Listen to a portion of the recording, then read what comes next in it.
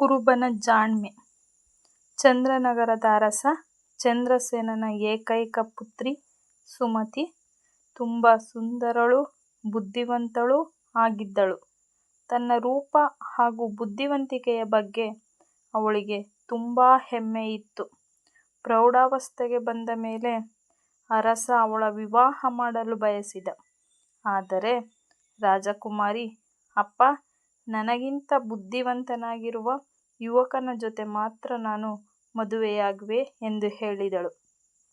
ಆದರೆ ಅಂತಹ ಯುವಕನನ್ನು ಹುಡುಕುವುದು ಹೇಗೆ ಎಂದು ಅರಸನಿಗೆ ಚಿಂತೆಯಾಯಿತು. ಅದನ್ನು ನನಗೆ ಬಿಡಿ ಎಂದು ಹೇಳಿದ ಸುಮತಿ ಆಳುಗಳ ಸಹಾಯದಿಂದ ಅರಮನೆಯ ಒಂದು ದೊಡ್ಡ ಮರಕ್ಕೆ ಒಂದು ತೂಗುವ ಮಂಚವನ್ನು ಕಟ್ಟಿದಳು. ಮರುದಿನ ಮುಂಜಾನೆ ಅರಸ ಮಗಳ ಆದೇಶದಂತೆ ತನ್ನ ರಾಜ್ಯದಲ್ಲಿ ಡಂಗೂರ ಸಾರಿಸಿದ. ಯಾರು ರಾಜಕುಮಾರಿ ಹಾಕುವ ಷರತ್ತನ್ನು ಗೆಲ್ಲುವರೋ ಅವರು ರಾಜಕುಮಾರಿಯನ್ನು ವಿವಾಹವಾಗಬಹುದು ಎಂದು ರಾಜಕುಮಾರಿಯ ರೂಪ ಹಾಗೂ ಬುದ್ಧಿವಂತಿಕೆಯ ಖ್ಯಾತಿ ದೂರದವರೆಗೆ ಹರಡಿತ್ತು. ಹೀಗಾಗಿ ರಾಜಕುಮಾರಿಯನ್ನು ವರಿಸುವುದಕ್ಕಾಗಿ ದೂರದ ಊರುಗಳಿಂದ ರಾಜಕುಮಾರರು ಚಂದ್ರನಗರಕ್ಕೆ ಬಂದರು. ರಾಜಕುಮಾರಿ ಮರಕ್ಕೆ ಕಟ್ಟಿದ ತೂಗುಮಂಚದ ಮೇಲೆ ಕುಳಿತುಕೊಂಡಿದ್ದಳು. ಯಾರು ಅವಳನ್ನು ಮುಟ್ಟದೆ ತೂಗುಮಂಚದಿಂದ ಕೆಳಗೆ ಇಳಿಸುವರೋ ಆ ಯುವಕನನ್ನು ನಾನು ಮದುವೆಯಾಗುವುದಾಗಿ ಅವಳು ಷರತ್ತು ವಿಧಿಸಿದ್ದಳು. ಬಂದ ರಾಜಕುಮಾರರೆಲ್ಲ ನಾನಾ ರೀತಿಯಲ್ಲಿ ಪ್ರಯತ್ನಿಸಿದರು. ಆದರೆ ಯಾರಿಗೂ ಅವಳನ್ನು ತೂಗುಮಂಚದಿಂದ ಕೆಳಗಿಳಿಸಲು ಸಾಧ್ಯವಾಗಲಿಲ್ಲ. ಅವರೆಲ್ಲ ನಿರಾಶರಾಗಿ ಹೊರಟು ಹೋದರು. ಹೀಗೆ ಒಂದೆರಡು ದಿನಗಳು ಕಳೆದು ಹೋದವು. ಅರಸನಿಗೆ ತುಂಬ ಚಿಂತೆಯಾಗತೊಡಗಿತು. ಮೂರನೆಯ ದಿನ ಸಂಜೆ ಕುರಿ ಕಾಯುವವನೊಬ್ಬ ಚಂದ್ರನಗರಕ್ಕೆ ಬಂದ. ರಾಜಕುಮಾರಿಯ ಮದುವೆಯ ಸುದ್ದಿ ತಿಳಿದು ಅವನು ಅರಮನೆಯತ್ತ ಹೆಜ್ಜೆ ಹಾಕಿದ.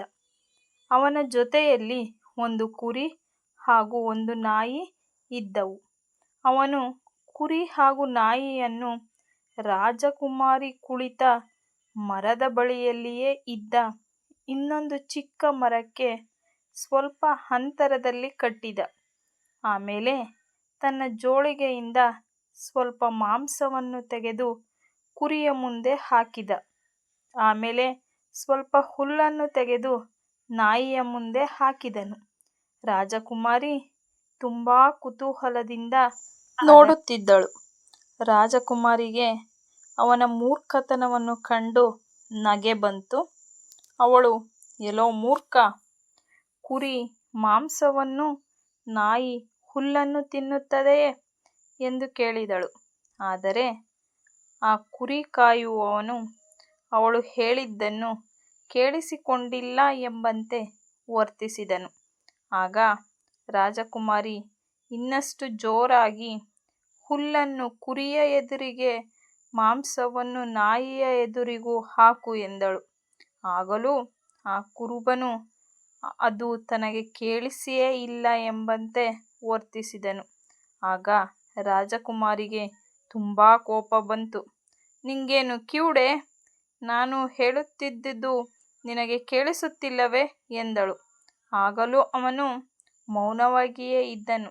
ಆಗ ರಾಜಕುಮಾರಿಗೆ ತಡೆದುಕೊಳ್ಳಲಾಗಲಿಲ್ಲ. ಅವಳು ತೂಗುಮಂಚದಿಂದ ಕೆಳಗಿಳಿದು ಅವನ ಬಳಿಗೆ ಬಂದು ಅವನ ಕಿವಿಯ ಬಳಿ, ನಾನು ಅಷ್ಟೊತ್ತಿನಿಂದ ಕಿರುಚುತ್ತಿದ್ದೇನೆ, ನಿನಗೆ ಕೇಳುತ್ತಿಲ್ಲವೇ ಎಂದು ಜೋರಾಗಿ ಹೇಳಿದಳು. ಆಗ ಅವನು ಮುಗುಳು ನಗುತ್ತಾ, ಕೇಳಿಸುತ್ತಿದೆ ಎಂದ. ರಾಜಕುಮಾರಿ ದಿಗ್ಭ್ರಾಂತಳಾಗಿ ಅವನತ್ತ ನೋಡುತ್ತಾ ನಿಂತುಕೊಂಡಳು. ಥಟ್ಟನೆ ಅವಳಿಗೆ ತನ್ನ ತಪ್ಪಿನ ಅರಿವಾಯಿತು. ಮುಟ್ಟದೆ ಕುರಿ ಕಾಯುವವನನ್ನು ಅವಳನ್ನು ತೂಗುಮಂಚದಿಂದ ಕೆಳಗೆ ಇಳಿಸಿದ್ದನು. ತನ್ನ ಷರತ್ತಿನಂತೆ ರಾಜಕುಮಾರಿ ಅವನ ಕೊರಳಿಗೆ ಮಾಲೆ ಹಾಕಬೇಕಾಯಿತು.